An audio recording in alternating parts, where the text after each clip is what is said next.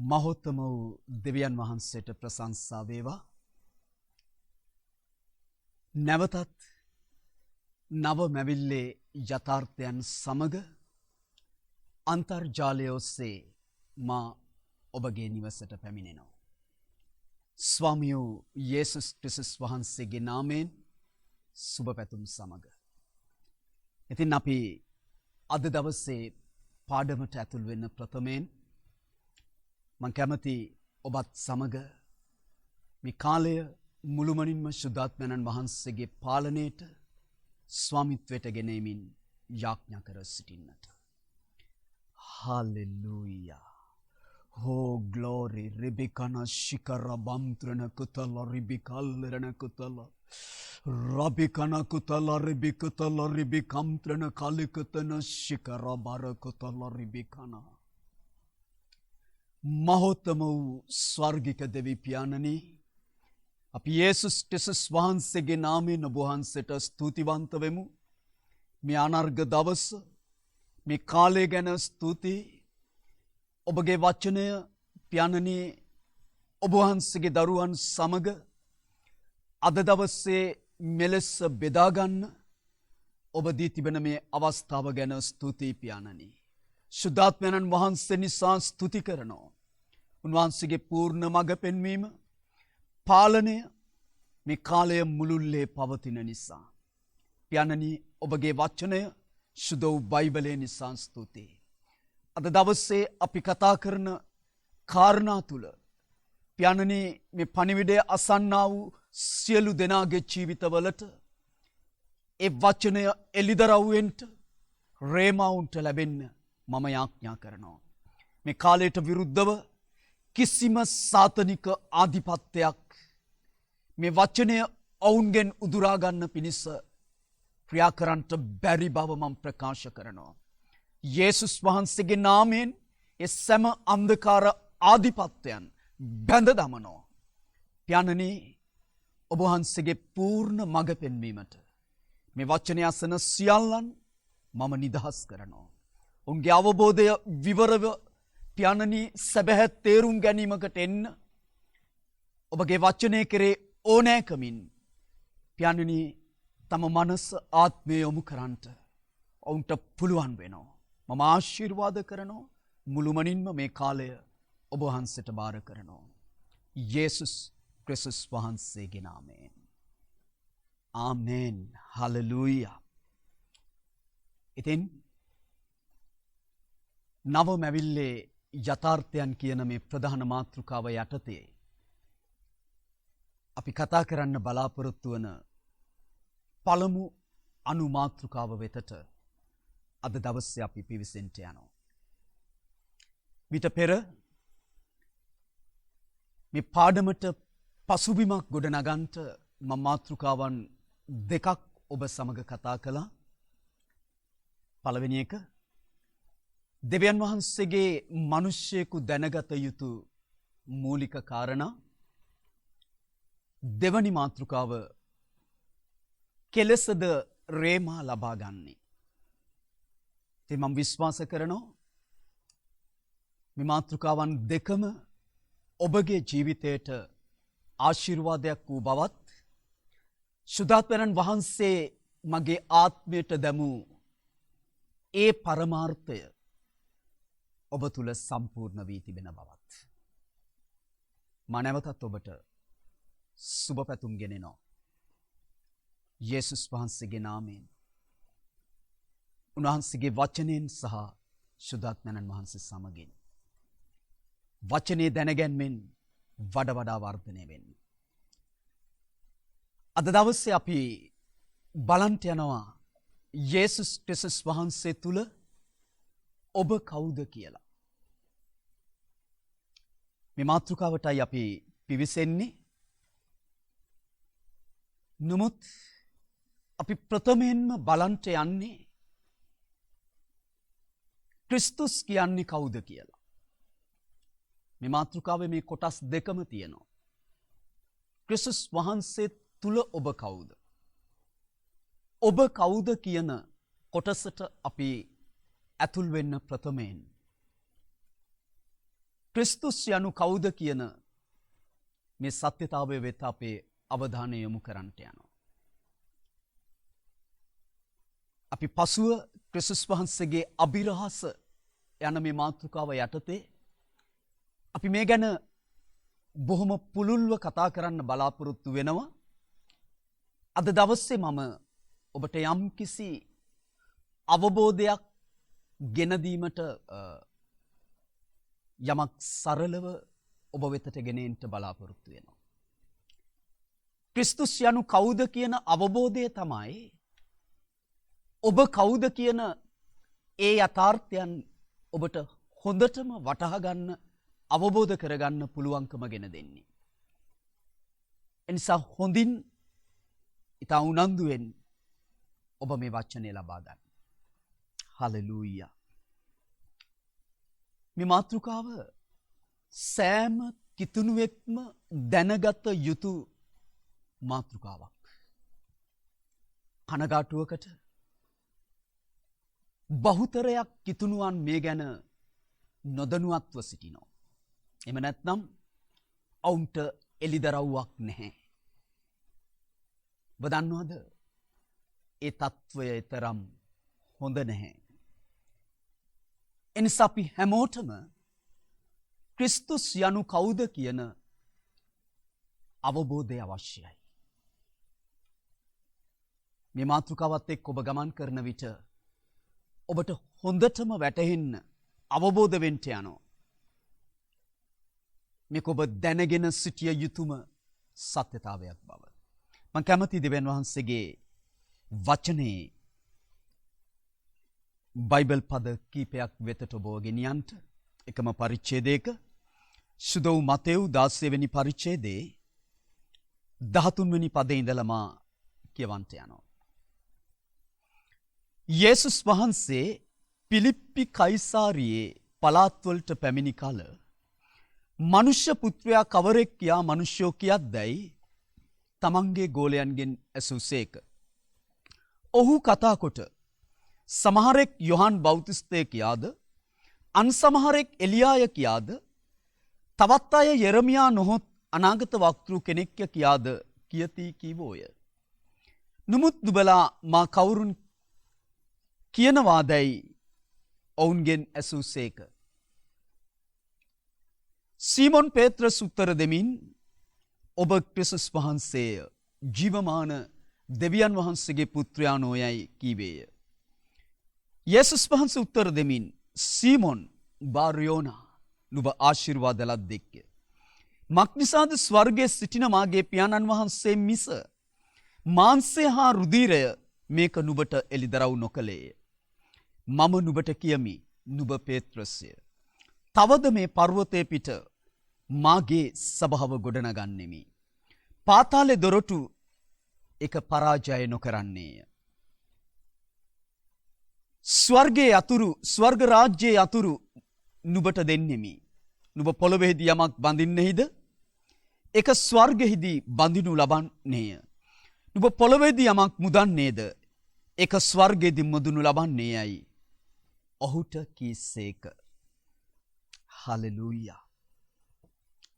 අපි දකිනවා මෙතන යේසුස් වහන්සේ තමන්ගේ ගෝලයන්ගෙන් ප්‍රශ්න දෙකක් අහනවා.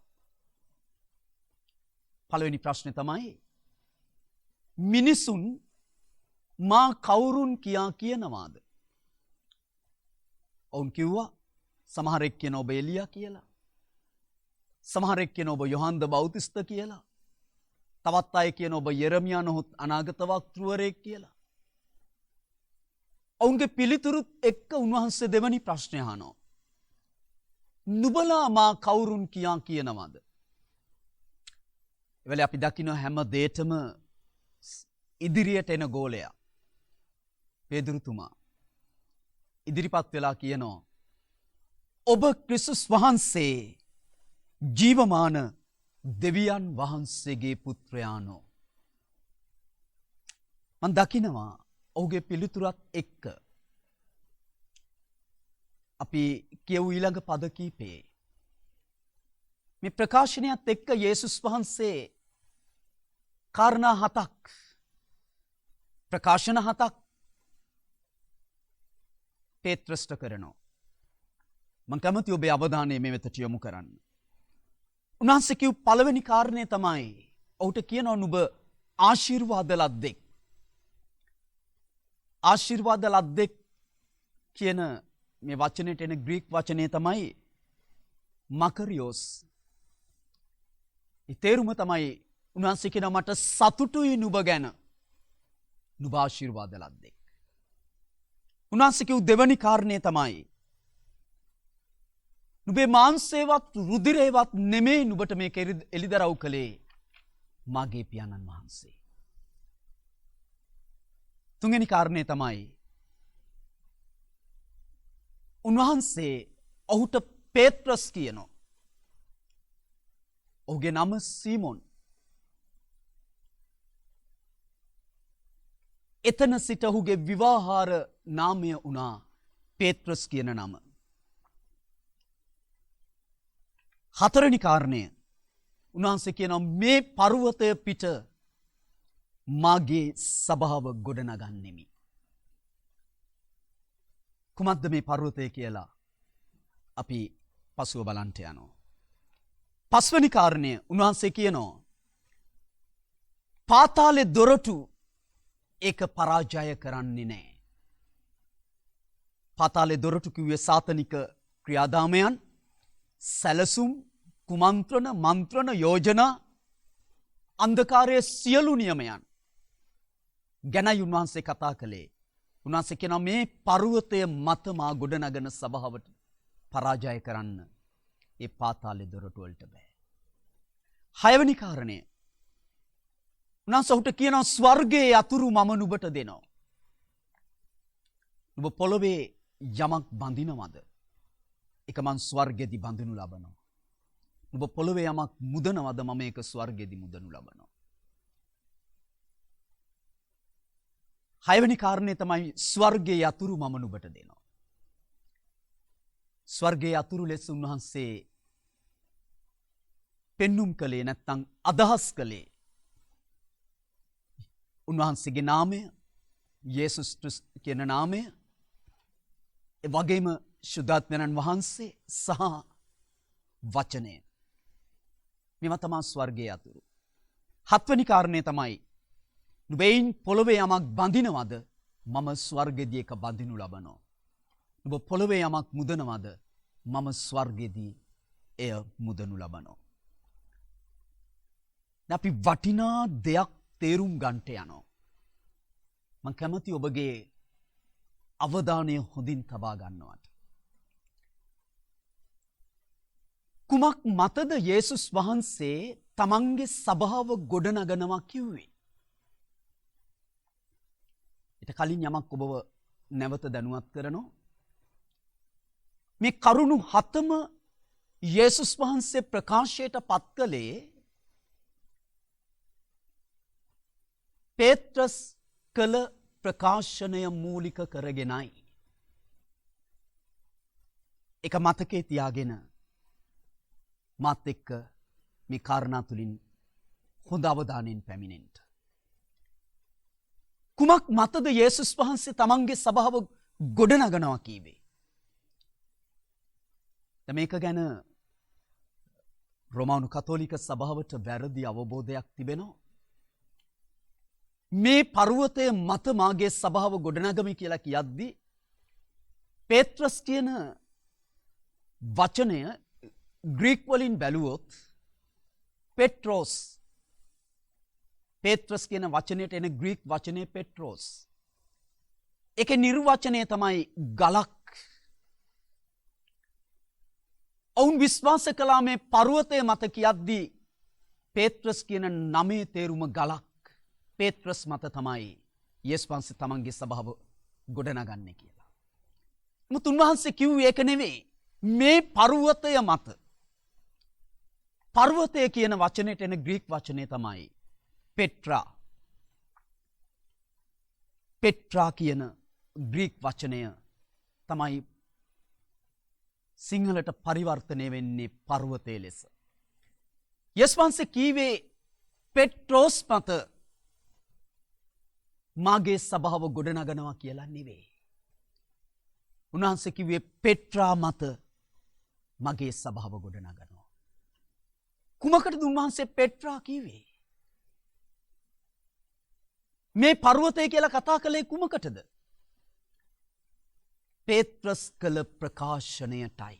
එම නැත්නම් පේත්‍රස් තුලින් පැමිණි එළිදරව්වටයි යේසුස් ක්‍රිස්තුස් වහන්සේ පෙට්‍රා කීවේ. මොකක්ද එළිදරව්ව?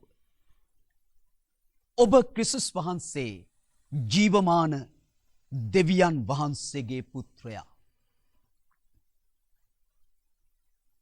ඔබ ක්‍රිස්තුස් වහන්සේ කියන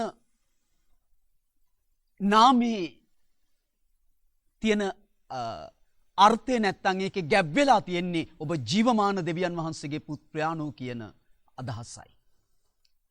පර්ණගුස්මේ හෙබ්‍රෙව් භාෂාවෙන් මෙසායා ලෙස නම් කළා. ග්‍රීක භාෂාවට එද්දි ක්‍රිස්ටෝස් ලෙස කතා කළා. ඒක ඉංග්‍රීසි වලට පරිවර්තනය වුණා ක්‍රයිස්ට් කියලා. ඒක සිංහලට පරිවර්තනය වුණා ක්‍රිස්තුස් කියලා. තවදුරටත් එයින් හැඟෙව්වේ යේසුස් වහන්සේ දෙවියන් වහන්සේගේ පුත්‍රයාණෝ බවයි. මිනිසත් බවගත් දෙවියන් වහන්සේ බවයි. යුදෙව්වන් උන්වහන්සේට විරුද්ධ වුණේ උන්වහන්සේ තමන් ක්‍රිස්තුස් කියලා කියාගත්තු නිසායි. හේතුව උන් දැන සිටියා එසේ කියන්නේ කාටද කියලා. නිසයි විරුද්ධ වුණේ උන්වහන්සේව මරන්ට ඔවුන් තීරණය කළේ. උන්වහන්සේ ආවේ මැරෙන්ට. එනිසා උන්වහන්සේගේ කැමැත්තෙන් ඔවුන්ට ඒ ජීවිතේ පැවරුවා. නමුත් මම ඔබට පෙන්වන්නේ ඔවුන් විරුද්ධ වුණේ තමන් දෙවියන් වහන්සේගේ පුත්‍රයා කියාගත් නිසායි. තමන් ක්‍රිස්තුස් කියාගත්තු නිසායි. මට ඕන එකමින් සවන් දෙන්න. දැන් යේසුස් වහන්සේ කිව්වා මාගේ සභාව මේ පර්වතය මත මම ගොඩනගනවා. සභාව කියන වචනයට එන ග්‍රීක වචනය තමයි එක්ලේසියා. ඒ අදහස උන්වහන්සේ විසින් පිටතට කැඳවාගත් සෙනග. සභාව කියන්නේ උන්වහන්සේ කැඳවාගත්තු සෙනග. යේසුස් වහන්සේ කිව්වා මම ඒ සභාව ගොඩනගනවා මේ පර්වතය මත. හලෙලූයා. තව විදිහකින් කියනවා නම් පේත්‍රස් නුඹ තුලින් පැමිණිය මේ එළිදරව්ව මත මම මගේ සභාව ගොඩනගනවා. ඊළඟට උන්වහන්සේ කිව්වා ඒ සභාවට විරුද්ධව පාතාලේ දොරටු ජය ගන්නේ නැහැ. ඒ පර්වතය මත ඉදිවෙන සභාවට විරුද්ධව පාතාලේ දොරටු ජය ගන්නේ නැහැ. ඒ වගේම උන්වහන්සේ සභාවට කිව්වා ස්වර්ගයේ යතුරු මම නුඹට දෙනවා. දැන් පේත්‍රස් මූලික කරගෙන මම ඔබට පෙන්වුවේ කාරණා 7ම කතා කළත් ඒකද මේ පර්වතයේ මත ගොඩනැගෙන සභාවට වළංගුයි. ඔහුට විතරක් නෙමේ ඒක මුළු සමස්ත සභාවටම උන්වහන්සේ දුන් එළිදරව්වක්. නැත්තම් මුළු සභාවටම කතා කළ ප්‍රකාශන 7ක්. ඔබ තේරුම් ගත යුතු වැදගත්ම දේ තමයි මේ තුල ක්‍රිස්තුස් යනු කවුද යන මේ එළිදරව්ව කිතුණුවෙක් ලෙස ඔබට අත්‍යවශ්‍ය බව. යේසුස් වහන්සේ තමන්ගේ සභාව ගොඩනගනවා කීවේ එම පර්වතය මතයි. එනිසා ඔබට මේ එළිදරව්ව අත්‍යවශ්‍යයි. මේ එළිදරව්ව ඇති සභාවට තමයි පාතාලේ දොරටු ජය නොගන්නේ. මේ එළිදරව්ව ඇති සභාවට තමයි ස්වර්ගයේ යතුරු පාවිච්චි කර පොළොවේ ඕනම දෙයක් බැඳ දමන්නට සහ නිදහස් කරන්නට පුළුවන් ඒ ආධිපත්‍ය පවතින්නේ. යමෙකුට ක්‍රිස්තුස් කියන මේ එළිදරව්ව නොතිබුණොත් මේ කියන තලයේ හැසිරෙන්න ජීවත් වෙන්න ක්‍රියා කරන්න දේවල් භුක්ති විඳින්න පුළුවන්කම ඔහුට නැතුව යනවා. උගේ අනවබෝධය දැනගැන්ම නැතිකම හොසේ 4:6 කිව්වා වගේ කිතුණුවන්ගේ නාස්තියට හේතුවක් වෙන්න යනවා. තව බොහෝ දේ ඔබට දැනගන්න තිබෙනවා ක්‍රිස්තුස් පිළිබඳව. කෙනෙක් කියන්න පුළුවන් රෝම 10 වෙනි පරිච්ඡේදයේ 9 වෙනි පදයට අනුව යේසුස් වහන්සේ මගේ පව් නිසා මැරි පියව් දෙවියන් වහන්සේ දින 3කින් උත්ථාන කළ බව මම අදහා ගැනීමෙන් සහ යේසුස් වහන්සේ මගේ ස්වාමින් වහන්සේ බව මගේ මුඛයෙන් ප්‍රකාශ කිරීම කරන කොටගෙන මම නව උත්පාදනය ලැබලා තියෙනවා. නව උත්පාදනය ලැබපු මම දෙවනි කොරින්ති 5:17ට අනුව මම සිටින්නේ ක්‍රිස්තුස් තුලයි කියලා. හොඳයි ඔබට ඒ අවබෝධය තියෙන එක.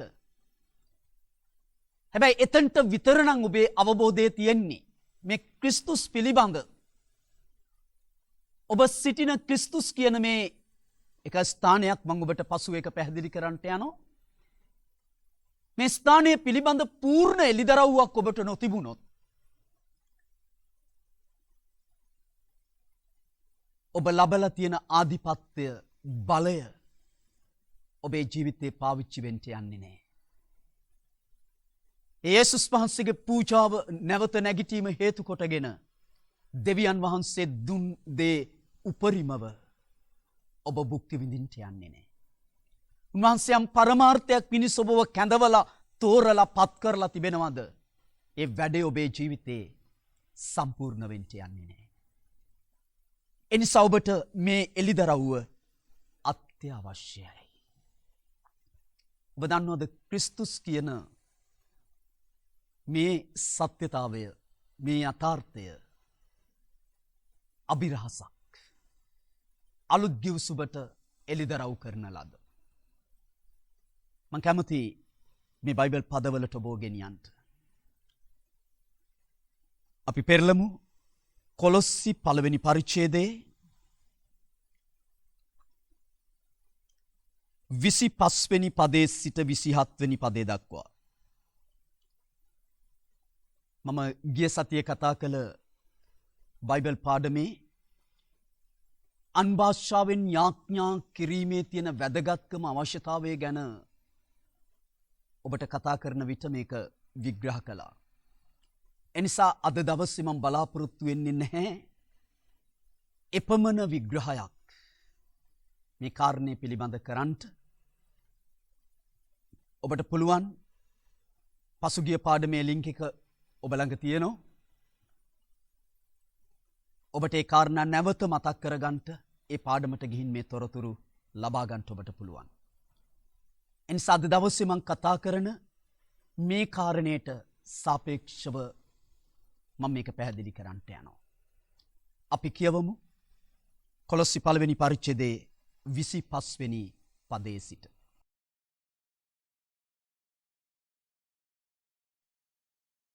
పూర్ව කාලවලද පරම්පරාවලද පටන් සැඟවී තිබී දැන් දෙවියන් වහන්සේගේ ශුද්ධවන්තයන්ට ප්‍රකාශ වුණු රහස වන දෙවියන් වහන්සේගේ වචනය සම්පූර්ණ කිරීමට නුඹලා උදෙසා මට දෙන ලද උන්වහන්සේගේ ගබඩාකාරකමේ හැටියට සභාවේ සේවකයෙක් කරනු ලැබීමි. අන්‍ය ජාතීන් අතරේ තිබෙන මේ රහසේ තේජස් සම්පත කිමෙක්ද කියා දෙවියන් වහන්සේ සුද්ධවන්තයන්ට දන්වන්ට කැමති වූසේක. ඒ වනාහි තේජසේ බලාපොරොත්තුව වන නුඹලා තුල සිටින ක්‍රිස්තුස් වහන්සේය. අපි දකිනවා මෙතන පෞල්තුමා රහසක් ගැන කතා කරනවා. ඇත්තට මෙතනට රහස කියන සිංහල වචනේ නෙමෙයි තෝනි අභිරහස. ග්‍රීක වලින් සිංහලට ඉංග්‍රීසි වලට පරිවර්තනය වෙද්දී මිස්ට්‍රීස් කියලා තමයි පරිවර්තනය වෙලා තියෙන්නේ. නිසා නියම පරිවර්තනය අභිරහස. දැන් මෙතන කියනවා పూర్ව කාලවලද පරම්පරාවලද සැඟවී තිබුණු ඒ අභිරහස දෙවියන් වහන්සේ නුබලාට එළිදරව් කළා කියලා. මොකක්ද ඒ අභිරහස? නුබලා තුල සිටින ඒ තේජසේ බලාපොරොත්තුව වන ක්‍රිස්තුස් වහන්සේ. දැන් හොඳින් අහගන්න. මේක අභිරහසක්. పూర్ව කාලවලටත් පරම්පරාවලටත් දෙවියන් වහන්සේ සංගවා තබන ලද. పూర్ව කාල කියලා අදහස් කළේ මේ ලෝකය මවන්ට පෙර මම කතා කරලා තිබෙනවා. ඒ කියන්නේ දේවදූතයින්ගේ කාලවල්. සියලු පරම්පරාවන් කියලා කියන්නේ ලෝකයේ මැවීමේ ඉඳලා දෙවියන් වහන්සේ විසින් යම් මිනිසයන් එක්ක යම් ජාතියක් එක්ක ක්‍රියාත්මක වුණාද ඔවුන් ගැන. ඒ කියන්නේ ලෝකේ මවන්ට පෙර කාලවල් වලටත් මුළු පරණ ගිවිසුමේ යුගයටත් මේ කාරණය අභිරහසක්ව තිබුණා. ඔබට පුළුවන් පළවෙනි පේත්‍රස් පළවෙනි පරිච්ඡේදයේ 10 වෙනි පදේ ඉඳලා පද කීපයක් පහලට කියවන්න. මම දැන් ඒක කියවන්න යන්නේ නැහැ. පසුගිය සතියේ පාඩමේ කතා කළ නිසා. ඒක කියවගෙන එද්දී එතන පෙන්නනවා මේ කාලය ගැන අනාගත වාක්‍ය කිව් අනාගත වක්තෘවරුන් මේ කතා කරන කාලය කුමන කාලයක්ද කියලා දැනගන්න ඔවුන් සෙව්වා කියලා. ඒ කියන්නේ ඒ පරම්පරාවන් ගැන කතා කරන්නේ. ඔවුන්ට කෙලිදරව් වුණේ නැහැ. ඒ වගේම පහල කියවද්දි කියනවා දේව දූතයෝ පවා ආස්ථාවෙන් බලා සිටියලු. ඒ කියන්නේ పూర్ව කාලවලදී ඔවුන්ගේ යුගයන් වලදීවත් මේ කවුන්ට දෙවියන් වහන්සේ එළිදරව් කළේ නැහැ. මේ ක්‍රිස්තුස් කියන අභිරහස එළිදරව් කළේ නව ගිවිසුමේ ජනතාවටයි. ඔබ නව ගිවිසුමේ කිතුණුවෙක් ලෙස ඔබට තිබිය යුතු මූලිකම එළිදරව්ව ක්‍රිස්තුස් යනු කවුද කියලා. හේතුව දෙවියන් වහන්සේ ඒ කාලවල් වලට ඒ මිනිසුන්ට ඒ පරම්පරාවන් වලට මේක අභිරහසක් ලෙස තැබුවා. මේක එළිදරව් කළා අපිට. නව ගිවිසුමට. යස්පන්සේ කිව්වා ඒ මතයි සභාව ගොඩනැගෙන්නේ. හිතන්න මේ එළිදරව් වීම ඔබට නොතිබුණොත් ඔබ නව ගිවිසුමේ ක්‍රිස්තුස් වහන්සේගේ සභාවේ කිතුණුවෙක් වෙන්නේ නැහැ. ඔබ නව උපාදනය ලබලා ඒ සභා සමාජිකත්වයේ ඉඳී. හැබැයි මේ එළිදරව්වත් එක්ක ඔබත් එක්ක දෙවියන් වහන්සේ කරන්ට යන වැඩේ කවදාවත් ඔබට කරන්ට ලැබෙන්නේ නැහැ. කියන්න කනගාටුයි. මේ නව ගිවිසුම් යුගයේ පරණ ගිවිසුමේ ජීවත් වෙන කිතුණුවන් ඉන්නෝ. විවස්ථාව තුල ජීවත් වෙන කිතුණුවන් ඉන්නෝ. විවස්ථාව අපි පිළිපදින්න ඕනේ කියලා උගන්වන කිතුණුවන් ඉන්නෝ. හේතුව ඇයි? දෙවියන් වහන්සේගේ මේ අභිරහස ඔවුන්ට එළිදරව් වෙලා නැහැ. ඔබ දන්නවද? ජීවිතේ මොන දේවල් පිළිබඳ අපිට එළිදරව්වක් තිබුණත්, දැනුමක් තිබුණත්, අවබෝධයක් තිබුණත්, ඔබ ඇවිදින පුස්තකාලයක් ඩික්ෂනරියක් වුණත්, ඔබට නැත්නම් ක්‍රිස්තුස් පිළිබඳ එළිදරව්වක් දෙවියන් වහන්සේගේ පරමාර්ථයේ ඔබ තාම අසමත්. ඒක හොඳට මතක තියාගන්න. పూర్ව කාලවලට පරම්පරාවලට උන්වහන්සේ සංගවා තබලා නව ගිවිසුමට එළිදරව් කළ මේ කාරණය මතනම් සභාව ගොඩ නැගෙන්නේ. යේසුස් වහන්සේ කිව් කාරණා හතම මේ පර්වතයේ මත මේ එළිදරව්ව මත ගොඩ නැගෙන සභාවට නම් අදාළ. ඒක ඔබට අදාළ වෙන්න යන්නේ මේ එළිදරව් ඔබේ ජීවිතේට තිබුණොත්. මේ බයිබල් පදත් ඔබ ලියාගන්න. මේ රහස ගැන කතා කරන තවත් ස්ථාන. කොලොස්සි දෙවනි පරිච්ඡේදයේ දෙවනි පදය. එපිස දෙවනි පරිච්ඡේදයේ 2-3 බයිබල් පද. ඒ වගේම එපිස 3 වෙනි පරිච්ඡේදයේ 9 වෙනි පදය. සහ 5 වෙනි පදය. මේ ස්ථානවලත් මේ අභිරහස ගැන පවුල්තුමා කතා කරනු ලබනවා. හලෙලූයා. දැන් පේත්‍රස්ට මේ කාරණය දෙවියන් වහන්සේ කරුණ කොටගෙන එළිදරව් වීමත් සමග ඔහු කලින් සීමොන් යේසුස් වහන්සේ එවලේ ඔහුව ආමන්ත්‍රණය කරනවා නුඹ පේත්‍රස් කියලා. ඔබ දන්නවා ග්‍රීක වචනයට අනුව යේසුස් වහන්සේ කිව්වේ නුඹ ගලක්. නුඹ ගලක්. මොකද්ද මේන් පෙන්눔 කළේ? ක්‍රිස්තුස් වහන්සේගේ ස්වභාව උදෙසා වන ඔහුගේ ස්ථීර භාවය නැත්නම් ස්ථාවරය නොසැලෙන ස්ථිරත්වය ගැනයි කතා කළේ. මම ඒක ඔබට ඔප්පු කරන්නම්. අපි බලමු පේදුරුතුමාම ලියන ලද පළවෙනි යවුම් පත්‍රයේ දෙවනි පරිච්ඡේදයේ 5 වෙනි පදය.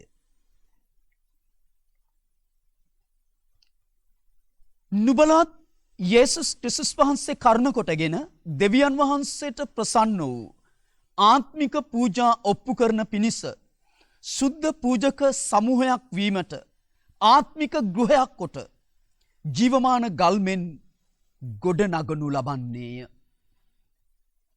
ජීවමාන ගල්මෙන් ගොඩ නගනු ලබන්නේය. පේත්‍රස් කියන්නේ ජීවමාන ගලක්.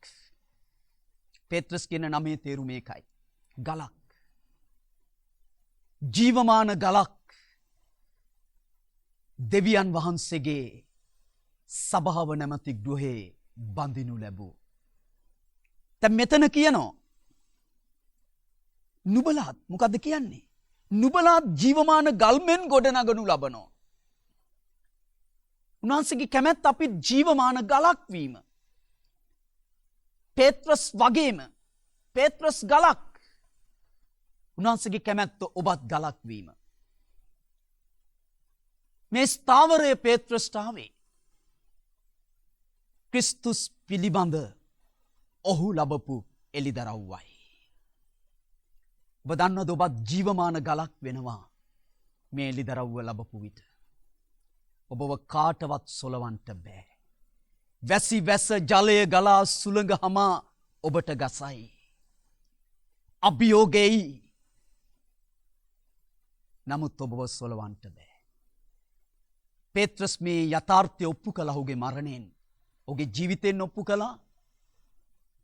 ඔහු මුහුණ දුන්නු අභියෝග තුලින් ඔප්පු කළා. අවසානයේ උට අත්වෙච්ච ඉරණම යේසුස් වහන්සේ දෙසා වේද සාක්ෂිකයෙක් වීම. කුරුසේ ඇනගසා මරණයට පත් කිරීම. මේ කටුක වේදනාත්මක මරණය ඉදිරියේ ඔහු කිව්ව දේ තමයි මගේ ස්වාමින් වහන්සේ ඇනගහපු විදියට ඇනගසන එක මගේ ස්වාමින් වහන්සේට කරන ගෞරවයක්. එනිසා මගේ කකුල් උඩට දාලා හිස පහලට දාලා ඇනගසන්න. හිතන්න. මෙනෙහි කරන්න මේ කාරණය. මොන ස්ථාවරයක්ද? මරණය ඉදිරියේ නොසෙල්වි ප්‍රීතියෙන් ඒකට මුහුණ දෙන්න මොන ස්ථාවරයක්ද? ඔහු ජීවමාන ගලක්. මේ ස්ථාවරය ඔහුට ආවේ ක්‍රිස්තුස් කියන මේ එළිදරව්ව නිසා. හලෙලූයා. ස්වර්ගික යතුරු පාවිච්චි කරමින් ඔබට දී තිබෙන ආධිපත්‍ය බලය තුල දෙවියන් වහන්සේගේ වැඩය සම්පූර්ණ කරන මිනිසෙක් වෙන්න ඔබ කැමති නම් මේ එළිදරව් වීම ඔබගේ ජීවිතයට අවශ්‍යයි. හලෙලූයා. මම කැමති මේ ක්‍රිස්තුස් වටා ගෙතුණු කාරණා කීපයක් බයිබල් පදවලින් ඔබට පෙන්වන්නට. මේ එළිදරව් ඔබට මොනතරම් අවශ්‍යද කියන එක මේ පදවලින් තවදුරටත් ඔබට පැහැදිලි වෙනවා. දෙවනි කොරින්ති 5 වෙනි පරිච්ඡේදයේ 17 වෙනි පදය.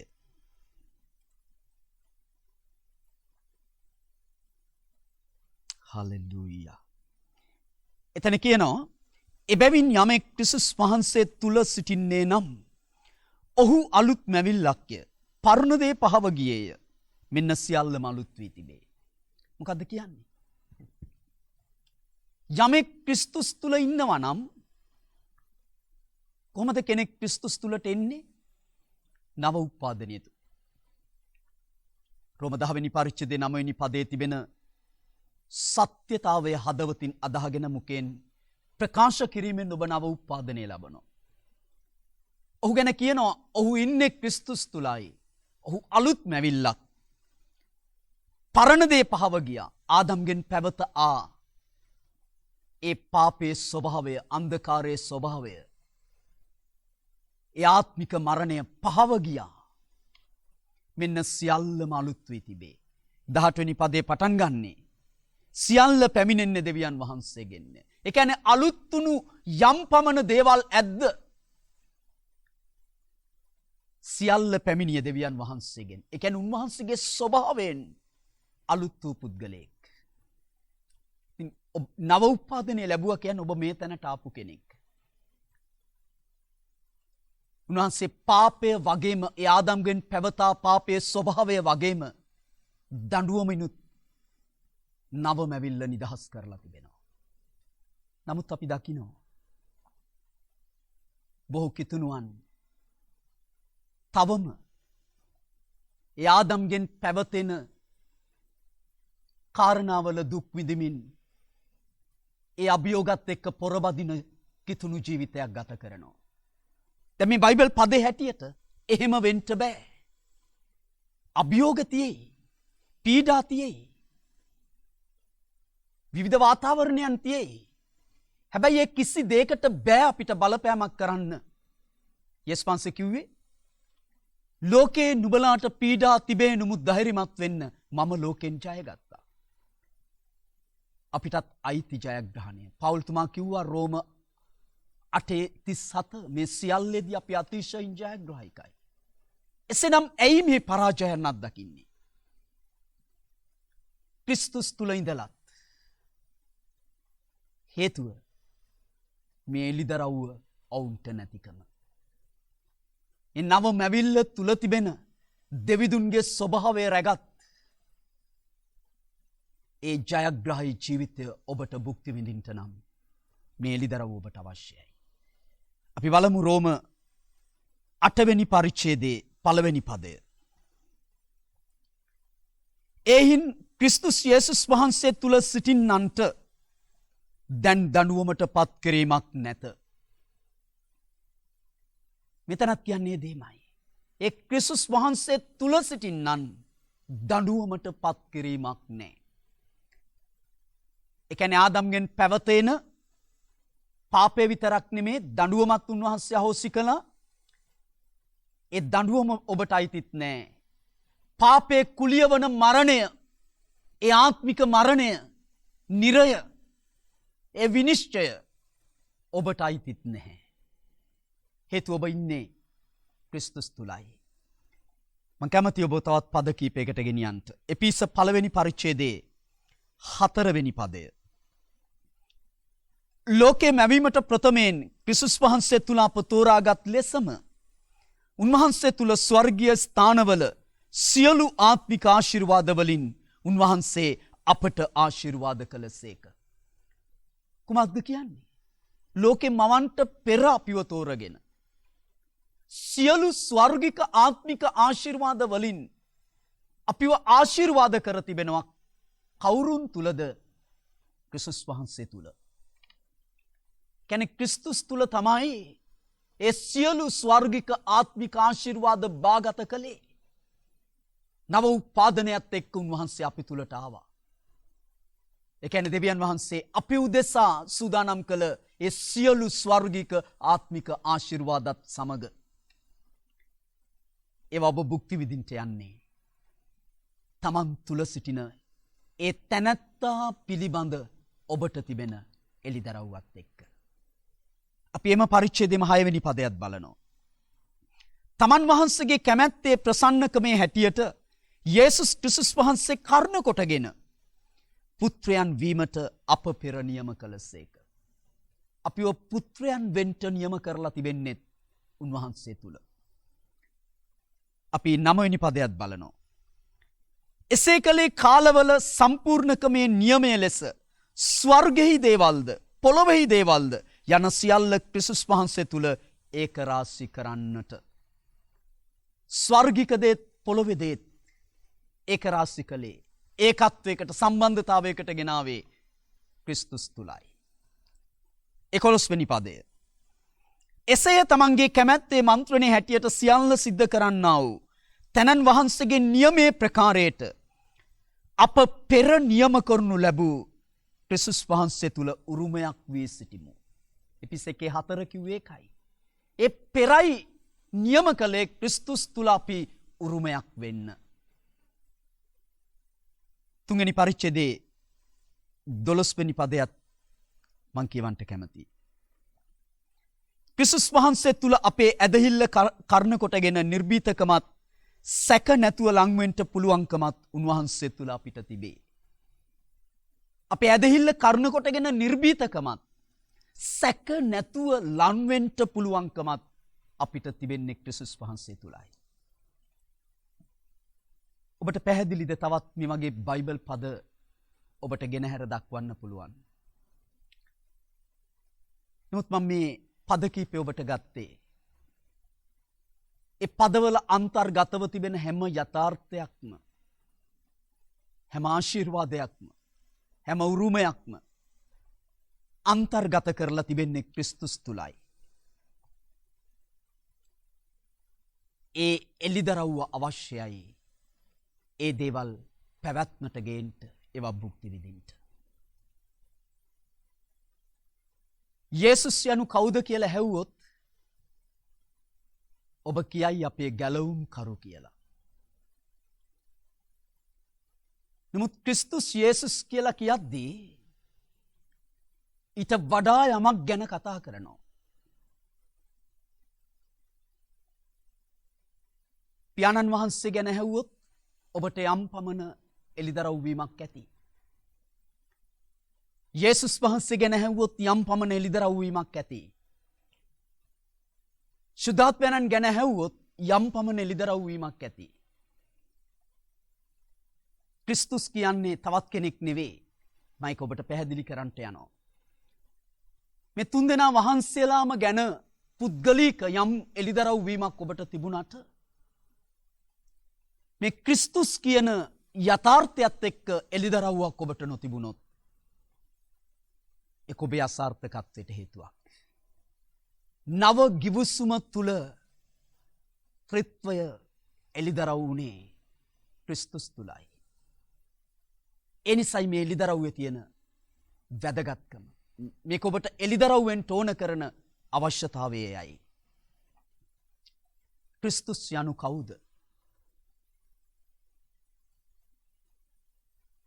ක්‍රිස්තුස් කියන්නේ යේසුස් වහන්සේට තබපු නාමයක් නෙවෙයි. අපි දන්නවා හේබ්‍ර වලින් මෙසායා, ග්‍රීක් වලින් ක්‍රිස්ටෝස්, ඉංග්‍රීසි වලට ක්‍රයිස්ට් කියද්දී ඒක සිංහලට එනකොට ක්‍රිස්තුස්. නමුත් සිංහල භාෂාව නිකම්ම ක්‍රිස්තුස් කියලා කියනකොට ඒක උන්වහන්සේට කරන අගෞරවයක් කියන මේ අවබෝධයෙන් ඔවුන් එකට වහන්සේ කියන කොටසක් ඇතුල් කළා. ගෞරවය වැඩි කරන්න. ඒ තනන් වහන්සේට සුදුසු ගෞරවය දෙන්න ඒක හොඳයි. හැබැයි ඒකෙන් සමහර දේවල් කිතුණු සභාවට පැටලිලා තියෙනවා. දැන් ක්‍රිස්තුස් කියනකොට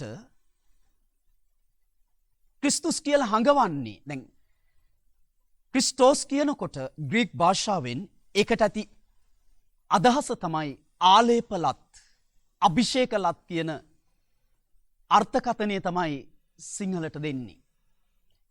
ආලේපලත්.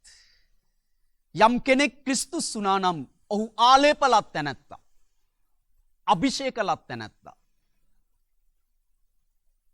ක්‍රිස්තුස් කියන්නේ ආලේපය, අභිෂේකය. ඒ වගේම තමයි ක්‍රිස්තුස් කියන්නේ ස්ථානයක්, යම් පරිසරයක්. අපි බැලුවා, අපි නැවත බලන්ට යනවා දෙවනි කොරින්ති 5 වෙනි පරිච්ඡේදයේ 17 වෙනි පදය. මොකද්ද කියන්නේ? එබැවින් යමෙක් ක්‍රිස්තුස් වහන්සේ තුල, මං කිව්වා වහන්සේ කියන කෑල්ල ගැන, එහෙම නැතුව කිව්වොත් එතන කියන්නේ යමෙක් ක්‍රිස්තුස් තුල සිටිනවා නම්, ක්‍රිස්තුස් කියන්නේ ස්ථානයක්. අපි දැක්කා මතෙව් 16:18 යේසුස් වහන්සේ කියනවා මේ පර්වතය මත, මේ පර්වතය කියලා කතා කළේ ක්‍රිස්තුස් කියන එළිදරව්වට. යේසුස් වහන්සේ එතන පෙන්වුවේ එක ස්ථානයක්, කිතුණුවෙක් ජීවත් වන පරිසරයක්. මම කැමති මේ බයිබල් පදයට ඔබ ගෙනියන්ට එපිස 2 වෙනි පරිච්ඡේදයේ 6 වෙනි පදය.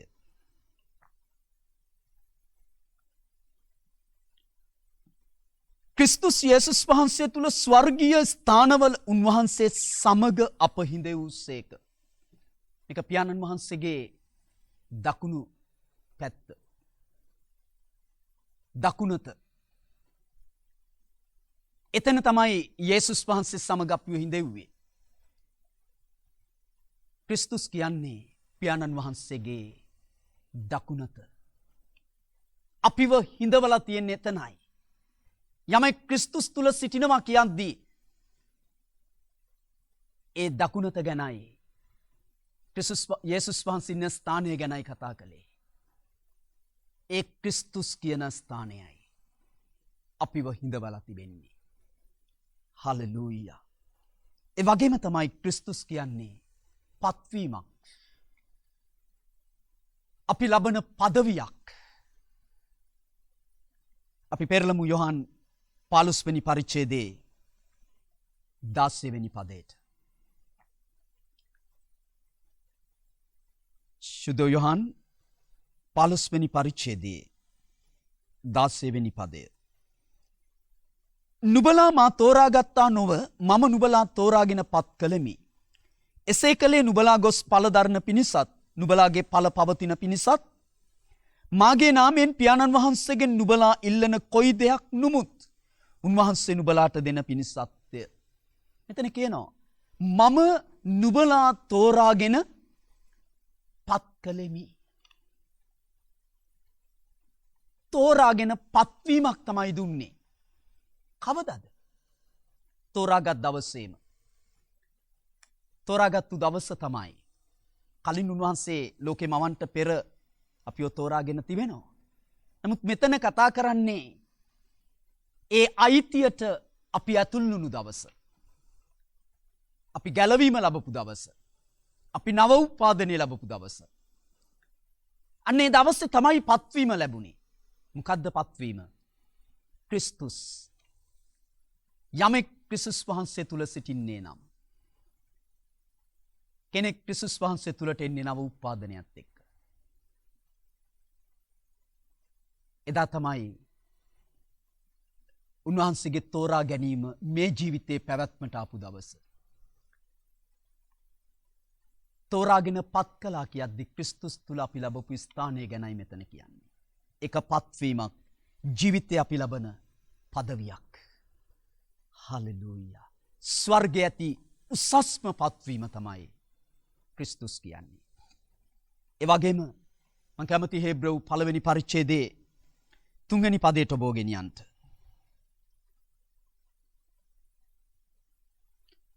උන්වහන්සේ දෙවියන් වහන්සේගේ මහාන් තත්වයේ ප්‍රභාවයද උන්වහන්සේගේ දේවත්වයේ ස්වරූපයේද වනසේක. තමන්ගේ බල පරාක්‍රමයේ වචනයෙන් සියල්ල දරමින් පව් ගැන පවිත්‍ර වීමක් කළ පසු උසස් ස්ථානවල මහෝත්තමයාණන්ගේ දකුණු පැත්තෙහි හිඳගත්සේක. ක්‍රිස්තුස් කියන්නේ දෙවියන් වහන්සේගේ මහාන් තත්වයේ ප්‍රභාවය. ඒ වගේම උන්වහන්සේගේ දේවත්වයේ ස්වරූපය. මම මේක මේ වෙලාවේ පැහැදිලි කිරීමක් කරන්නට යන්නේ නැහැ. ඒකට කාලය ගත කරන්නට. ඔබට යම් අවබෝධයක් දීගෙන යනවා. ක්‍රිස්තුස් වහන්සේගේ අභිරහස කියා අපි පසුව කතා කරන්නට යන පාඩමේ මේ ගැන අපි වඩා බලන්නට යනවා. ඔබ තේරුම් ගන්න ඕනේ ක්‍රිස්තුස් කියන්නේ ස්ථානයක්, පරිසරයක්. පියාණන් වහන්සේගේ දකුණතේ ස්ථානය. ක්‍රිස්තුස් කියන්නේ පත්වීමක්, පදවියක්. දෙවියන් වහන්සේගේ මැවිල්ලේ පළමු කොට ක්‍රිස්තුස් බවට පත්වුණේ යේසුස් වහන්සේ. උන්වහන්සේ ක්‍රිස්තුස් බවට පත්වුණේ සුදාත්මයන්න් වහන්සේගේ පූර්ණත්වය ලැබීමත් සමග. සුදාත්මයන්න් වහන්සේ කර්ණ කොටගෙන දෙවියන් වහන්සේගේ ඒ බලය හා ආධිපත්‍යය කර්ණ කොටගෙන යේසුස් වහන්සේව පූර්ණත්වයට ගෙන දවස තමයි උන්වහන්සේ ක්‍රිස්තුස් බවට පත් වුණේ. උන්වහන්සේගේ සේවය ආරම්භ වුණේ එතන ඉඳලා. ඒකයි මතෙව් 16 වෙනි පරිච්ඡේදයේ පියාණන් වහන්සේ පේත්‍රස් තුලින් එළිදරව් කළේ. ඉතින් යේසුස් වහන්සේ පොළොවේ සිටිනකන් උන්වහන්සේ තමයි ක්‍රිස්තුස් වහන්සේ. යේසුස් වහන්සේ පොළොවේ සිටිනකන් උන්වහන්සේ තමයි ක්‍රිස්තුස් වහන්සේ. උන්වහන්සේ තමයි ක්‍රිස්තුස්. උන්වහන්සේ මරණින් උත්ථාන වී ස්වර්ගස්ත වී දින 10කට පසුව සුද්ධාත්මයන්න් වහන්සේව පෙන්තකොස්ත දවසේ එවීමත් සමග ඒ යේසුස් වහන්සේ හිටපු ස්ථානයට උන්වහන්සේගේ සෙනග, උන්වහන්සේගේ සභාව ගෙනාවා. අද උන්වහන්සේගේ සභාව සිටින්නේ ක්‍රිස්තුස් තුලයි.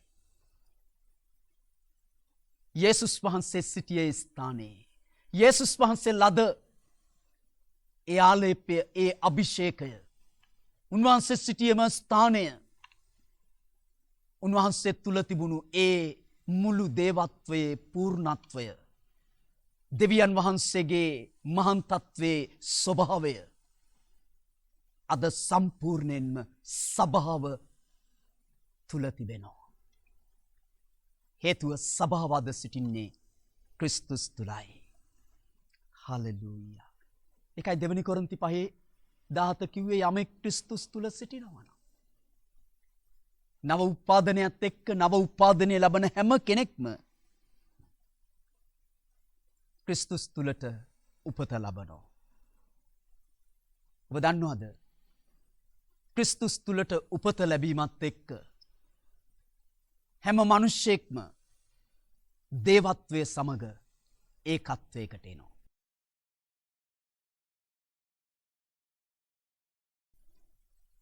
උන්වහන්සේ අපි තුලත්,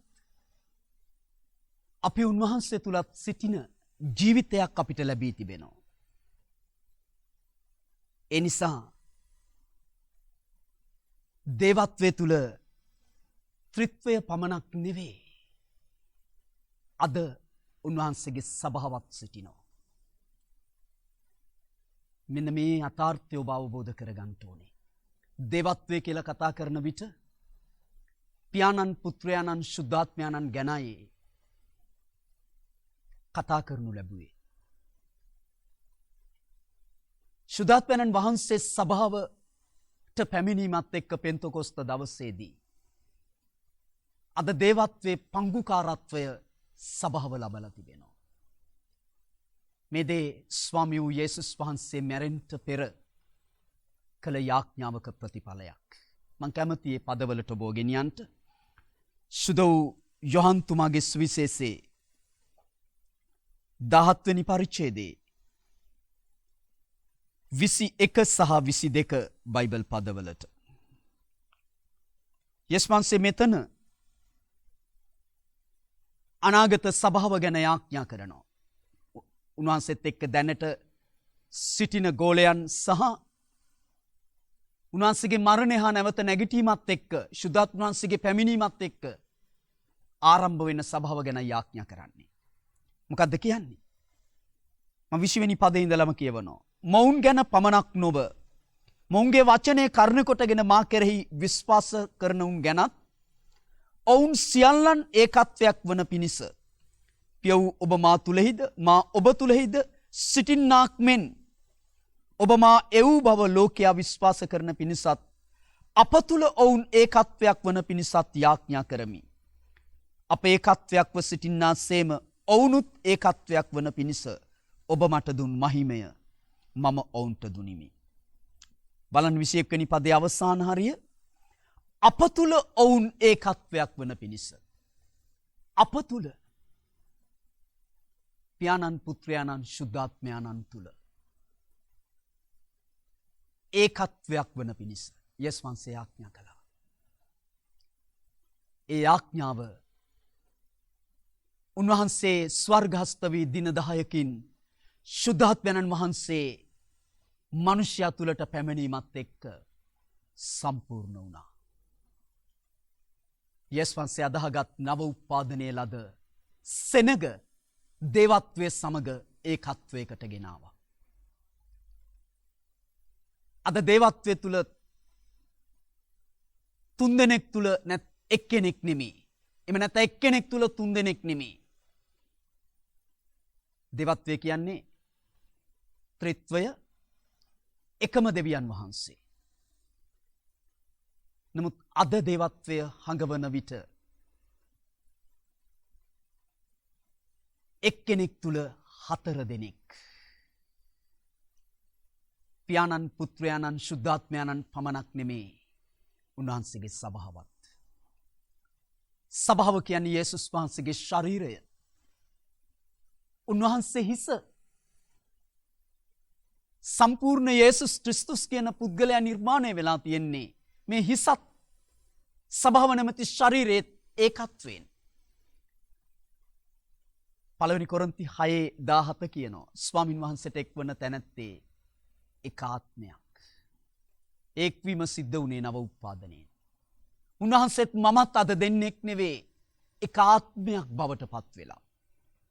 එක තමයි ශරීරයේ සහ හිසේ තියෙන සම්බන්ධතාවය. එතකොට යේසුස් වහන්සේ දේවත්වයේ පංගුකාරයෙක් කියන්නේ උන්වහන්සේගේ ශරීරය වූ ඔබත් මමත් ඒ දේවත්වයේ පංගුකාරයෙක් වෙලා තිබෙනවා. පියාණන් පුත්‍රයාණන් ශුද්ධාත්මයාණන් කියන ත්‍රිත්වයේ ඒ දේවත්වයේ සම්පූර්ණත්වය තමයි ඒ සම්පූර්ණ ස්ථානය තමයි ක්‍රිස්තුස් කියන්නේ. මං හිතනවා දැන් ඔබට වඩා පැහැදිලි වෙයි. මේ කාරණය ගැඹුරුයි. ඔබට එක පාරක් විතර මෙහෙම අහලා මං හිතනවා කෙනෙකුට අවබෝධ වෙන්න පුළුවන්. තවත් අයට බැරි වේවි. එනිසා හොඳට අන්භාෂා වලින් යාඥා කරලා ඔබ නැවත නැවත ශුද්ධාත්මයන්න් වහන්සේත් එක්ක මේ පණිවිඩයට සවන් දෙන්න. මේක ඔබ තේරුම් ගන්නට ඕනේ. අලුත් ජුස්මේ ජනතාව ඔබත් මමත් ඔබට මට විතරයි දෙවියන් වහන්සේ මේ අභිරහස එළිදරව් කළේ. ඊළඟට කිව්වා ඒ අභිරහස මත නැත්නම් ඒ එළිදරව්ව මත තමයි මම නුඹලාව ගොඩනගන්නේ. ඒක තමයි පර්වතය අපි ගොඩනගෙන ජීවමාන ගලක් බවට පත් වෙන. ඒ පර්වතේ මත ජීවමාන ගලක් වෙන්න පුළුවන් මේ එළිදරව්ව ඔබට තිබුණොත්. ක්‍රිස්තුස් කියන්නේ දෙවියන් වහන්සේගේ මහාන් තත්වයේ ප්‍රභාවය, දේවත්වයේ ස්වරූපය. දේවත්වය කියන්නේ ත්‍රිත්වය. මහාන් තත්වය ඒ දේවත්වයේ ප්‍රභවය ගැන කතා කරන්නේ. ඒ ස්ථානය තමයි ක්‍රිස්තුස් කියන්නේ. ඒ ස්ථානයටයි ඔබ මම පැමිණෙන්නේ නව උත්පාදනයත් එක්ක. ඉතින් මගේ සෙනෙවන්ත සහෝදරයා සහෝදරී මම විශ්වාස කරනවා ඔබ අද දවසේ අලුත්ම දෙයක් ලබා ගත්තා. ඒක ටිකක් ගැඹුරුයි. මටත් කීප වතාවක් මේ කාරණේ අධ්‍යයනය කරන්නට මෙනෙහි කරන්නට උනා. අද ඔබට මම මේ කතා කරන අවබෝධයට මීට කාලයකට කලින් එන්න. ඒ අත්දැකීමෙන් තමයි මම ඔබට කිව්වේ ඔබත් නැවත නැවත මේ දේ අහන්න. මේක අපි ලැබිය යුතුම එළිදරව්වක්. මම නැවත නැවත කියපු දේම ඔබට කතා කරනවා නෙවෙයි. නමුත් මේක ඔබට නැවත මතක් කරන්න ඕනේ. යේසුස් වහන්සේ පේත්‍රස්ට කළේ ප්‍රකාශන 7. මං කිව්ව එක ඔහුට විතරක් නෙමේ ක්‍රිස්තුස් වහන්සේගේ සභාවටත් එක්ක. ඒක ඔබටත් මටත් අදාළයි. ඒක අදාළ වෙන්නේ ක්‍රිස්තුස් කියන මේ එළිදරව්ව අපිට තිබුණොත්. යේසුස් ක්‍රිස්තුස් වහන්සේගේ ගෝලයෝ වේද සාක්ෂිකයන් ලෙස ජීවිත පූජා කරන්නට ඔවුන්ට බියක් නොමැති වුණේ, ඔවුන්ට ඇදහිල්ලක් තිබුණේ නිසකකමින් ඒ වෙතට ළඟාවෙන්න තමාව බාර දෙන්න පුළුවන්කම ලැබුණේ මේ එළිදරව්ව නිසා. හිතන්න ස්තේපන් ගැන. ඔහුට ගල් ගහලා මරනකොට ඒක මොනතරම් වේදනාත්මක මරණයක්ද? වෙඩි තිබ්බා. එහෙම නැත්නම් බෙල්ල කැපුවා. ගින්නට දැම්මා. වතුරකට දැම්මා. බොහොම පොඩි වෙලාවකින් ජීවිතෙන් සමුගන්නවා. හැබැයි ගල් ගහලා මරණ එක එහෙම නෙවෙයි. මොකද්ද අපි බයිබලයේ දකින්නේ? ඔහු දනින් ඉඳලා කිව්වා. යේසුස් වහන්සේ පියාණන් වහන්සේට කුරුසයේදී කිව්වා වගේම පියාණනි මේ පාපය වුන් පිට නොතැබුව මැනව. බයිබලයේ කියනවා පියාණන් වහන්සේගේ දකුණු පස යේසුස් වහන්සේ නැගිට සිටිනවා ඔහු දැක්කා කියලා. උන්වහන්සේ නැගිට ඒ ආත්මයට ගෞරවය දැක්වුවා. මෙහෙම උනේ මෙහෙම නිසකකමක් නිර්භීතකමක් මෙවැනි ඇදහිල්ලක් ඔවුන්ට පැමිණියේ ඔවුන් දැන සිටියා ක්‍රිස්තුස් කියන්නේ කවුද, තමන් කියන්නේ කවුද කියලා. හලෙලූයා. සෙනෙවන්තය, මේ අවබෝධයටයි සභාව අවදි වෙන්න ඕනේ, එන්න ඕනේ. එයයි ස්වාමින් වහන්සේ බලාපොරොත්තු වෙන්නේ. ක්‍රිස්තුස් තුලයි සියලු ස්වර්ගික ආත්මික ආශිර්වාද අන්තර්ගත කළේ. නව උපාදනයත් එක්ක අපි කියනවා ගැලවීම කියන්නේ පැකේජයක් කියලා. දෙවියන් වහන්සේ අප උදෙසා සැලසුම් කළ හැමදේම අන්තර්ගත කළේ ගැලවීම තුල. ගැලවීම කියන්නේ ක්‍රිස්තුස් ලබා ගැනීම. ක්‍රිස්තුස් තුලට පැමිණීම. අද ඔබ මා උදෙසා කිසි දෙයක් ස්වර්ගේ නැහැ.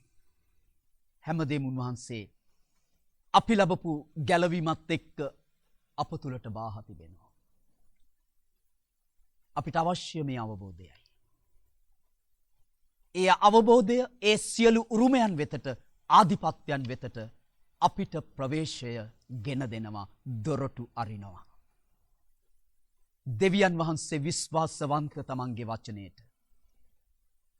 ඒ වචනයට තියෙන ඔබේ විශ්වාසවන්තකම, ඒ වචනය කෙරෙහි ඔබට තිබෙන එළිදරව්ව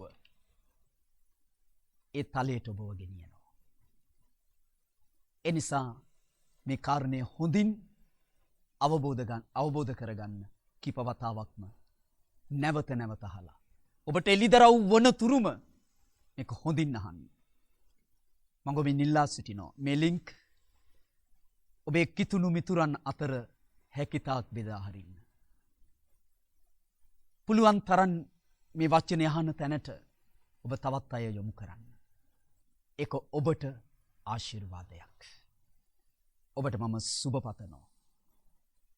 වඩා දෙවියන් වහන්සේගේ වචනේ දැනගැන්මෙන් වර්ධනය වේ. ශුද්ධාත්මයන් වහන්සේ බලාපොරොත්තු වන යේසුස් වහන්සේගේ උසමහතට වර්ධනය වූ කිතුණුවෙක් බවට පත්වෙන්නට අපි ආඥා කරමින් මේ කාලය අවසන් කරමු. හල්ලෙලූයා හල්ලෙලූයා රබිකන ශිකර බරකුතල රිබිකම්ත්‍රණ කලිකතන රිබිකන කුතල රිබිකම්ත්‍රණ කලිකතන ශිකර බම්ත්‍රණ කුතල රිබිකන ස්වර්ගික පියාණනේ ස්තුතිය ඔබ වහන්සේට. ඔබගේ වචනේ ඉතාම අනර්ග බලවත් දෙයක් අද දවසේ අපි ලබා ගත්තා. පියාණනේ ඔබට ස්තුතියි දේ බොහෝ අයට එළිදරව් වෙන්නට යනවා. ශ්‍රී ලංකාවේ කිතුණු සභාවට එළිදරව් වෙන්න යනවා. විශ්වීය සභාවට එළිදරව් වෙන්න යනවා. ඒ මුල් සභාව තුල ඔබේ මිනිසයන්ගේ තිබුණු ස්ථාවරයට කිතුණු සභාව නැවත පැමිණෙන්න යනවා. ඔවුන් ජීවමාන ගල් බවට පත්වෙන්න යනවා. සොලවන්ට බැරි. ස්තුතියි පියාණනේ අන්තර්ජාලය තුලින් ඔබගේ මේ වචන ඔබේ සභාව වෙතට ගෙනෙන්න ඔබ මට දී තිබෙන අනුග්‍රහය නිසා. මගේ පියාණනි මේ වචනය මේ වෙලාවේ අසාගෙන සිටින්නා වූ එයින් පසුව ස්වාමිනී තව දුරටත් මේ වචනය අසන්නා වූ හැම කෙනෙකුටම මම ආශිර්වාද කරනවා.